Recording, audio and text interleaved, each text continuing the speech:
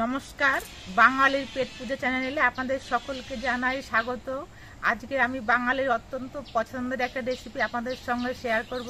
আর রেসিপিটা আমারও অত্যন্ত প্রিয়। রেসিপিটা হলো মাছের মাথা দিয়ে মুড়ি ঘন্ট। এই মুড়ি ঘন্ট আপনারাও কিন্তু অনেকে খুব সুন্দর করে রান্না করেন, তবে আমি কীভাবে রান্না করছি সেটা আপনাদের সঙ্গে শেয়ার করছি। প্লিজ স্কিপ না করে সম্পূর্ণ ভিডিওটা দেখবেন। মাছের মাথা দিয়ে মুড়ি ঘন্ট তৈরি করার জন্য রুই মাছের মাথা নিলেও হয়, কাতলা মাছের মাথা নিলেও হয়। আমি ছোট কাতলা মাছের মাথা নিয়েছি, দুটো মাথা নিয়েছি। একটা মাছের মাথা কেটে অর্ধেক করা আছে আর একটা গোটা রয়েছে, তো এটা আমি কেটে নিইনি, কারণ রান্নার সময় মাছের মাথাটা ভেঙে দেওয়া যাবে। এবার এই মাছের মাথাগুলোর মধ্যে আমি নুন আর হলুদ মাখিয়ে নিচ্ছি।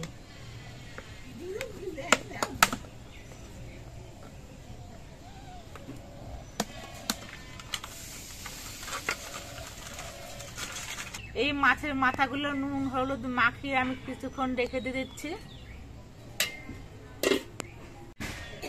মাছের মাথা দিয়ে মুড়ি ঘন্ট তৈরি করার জন্য আমি 100 গ্রাম গোবিন্দভোগ চাল নিয়েছি। এই চালটা আমি ধুয়ে নিচ্ছি। গোবিন্দভোগ চাল বেশিবার ধোবো না, একবার ধুয়ে আমি ভিজিয়ে রাখছি।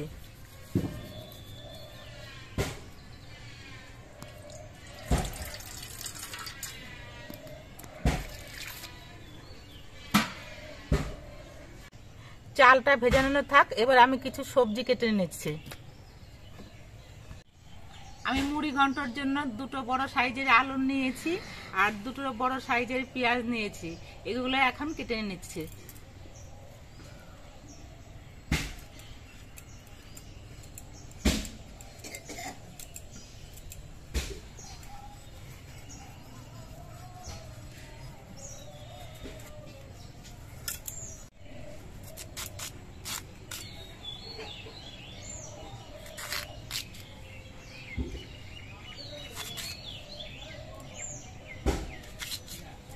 আমি এইরকম করে আলুর পিসগুলো কেটে নিচ্ছি।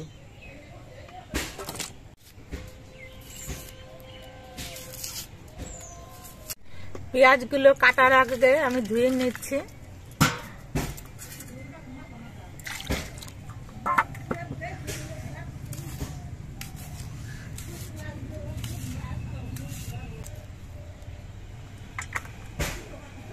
রান্নার সমস্ত কিছু আমি গুছিয়ে নিয়েছি, এবার রান্নাটা শুরু করছি।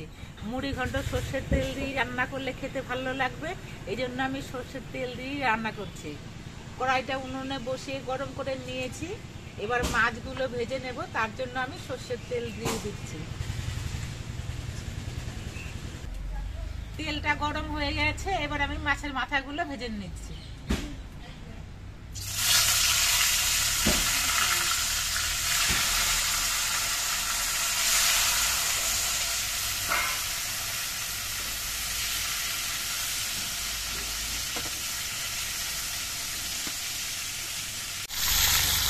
মাছের মাথাগুলো এক পিঠ ভাজা হওয়ার পর আমি উল্টে দিচ্ছি। দু পিঠে ভালো করে মাছের মাথাগুলো ভেজে নিতে হবে।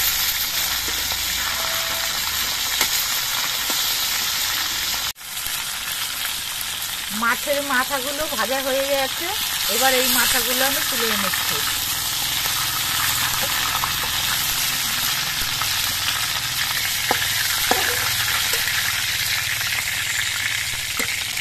এবার এই তেলের মধ্যে আমি আলুগুলো ভেজে নিচ্ছি।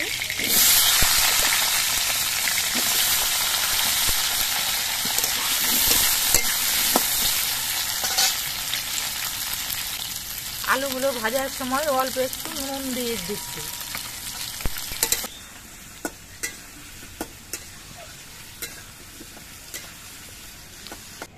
আলুগুলো আমি লালচে রং করে ভেজে নিয়েছি, এবার এই আলুগুলো আমি তুলে নিচ্ছি।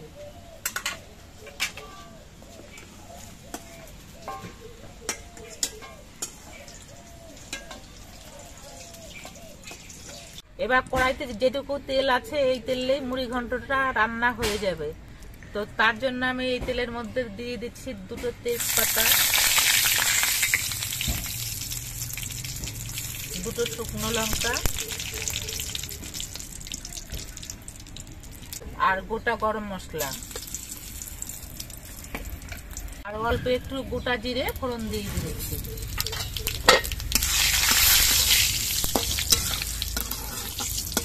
ফোড়নগুলো ভাজা হয়ে গেছে। এবার এর মধ্যে আমি কেটে রাখা পেঁয়াজগুলো দিয়ে দিচ্ছি।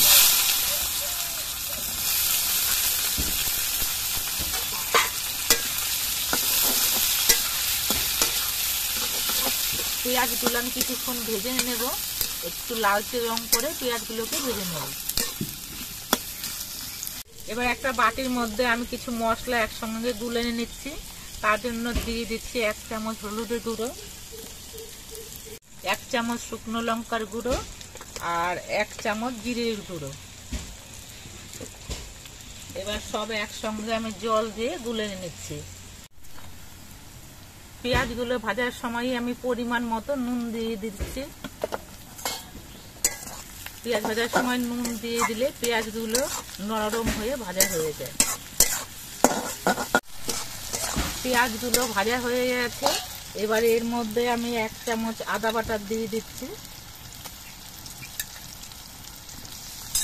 আদা বাটা দিয়ে আমি 1 মিনিট ভেজে নেব। এবার এর মধ্যে আমি গুলে নেওয়া মশলাটা দিয়ে দিচ্ছি।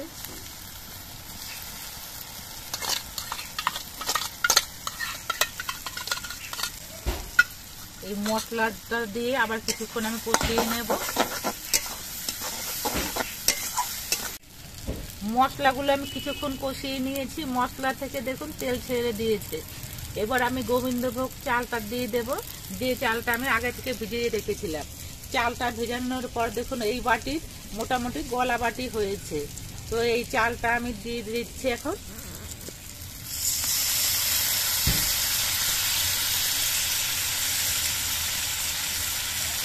আর যতটা পরিমাণ চাল দিলাম তার ডবল পরিমাণ আমি জল দেব। এবার চালটা দিয়ে কিছুক্ষণ কষিয়ে নিতে হবে।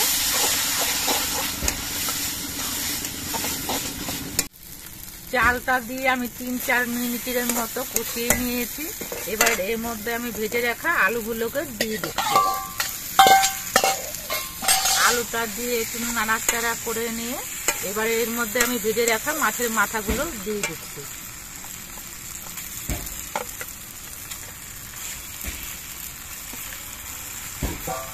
মাছের মাথাগুলো আমি একটু ভেঙে দেব।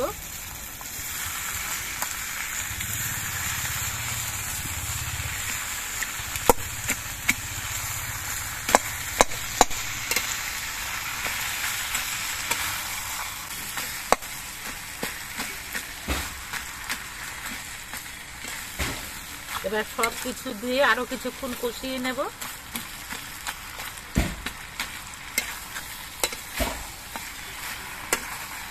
মাছের মাথাগুলো সব ভেঙে দেওয়া হয়ে গেছে আর মাছের মাথা দিয়ে সবকিছু দিয়ে কষিয়ে নেওয়া হয়ে গেছে। এবার এর মধ্যে আমার সঠিক পরিমাণে জল দিয়ে দিতে হবে। আমি যে পরিমাণে চাল দিয়েছিলাম তার দ্বিগুণ জল দিয়ে দিচ্ছি।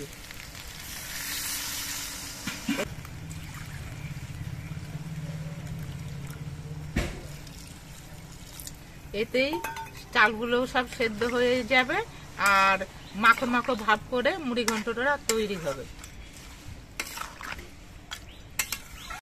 এবার কিছুক্ষণ মাঝারি ভাবে জাল দিয়ে রান্না করে নিতে হবে।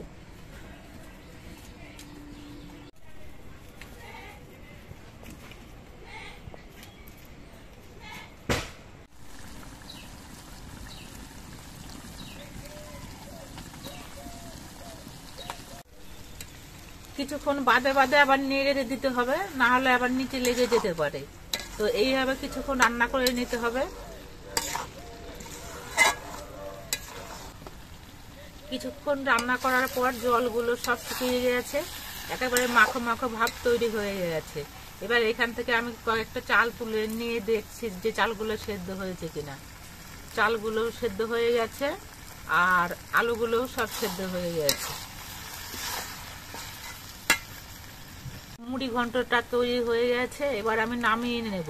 তো নামানোর আগে আমি অল্প একটু গুঁড়ো গরম মশলা দিয়ে দিচ্ছি।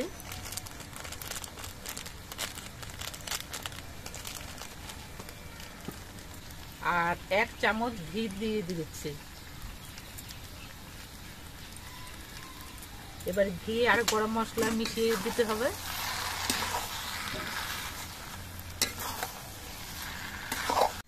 এবার আমি এই মুড়ি ঘন্টটা নামিয়ে নিচ্ছি। এখন যতটুকু মাখো মাখো ভাব আছে ঠান্ডা হওয়ার পর আরো অনেকটাই ঝরঝরা হয়ে যাবে।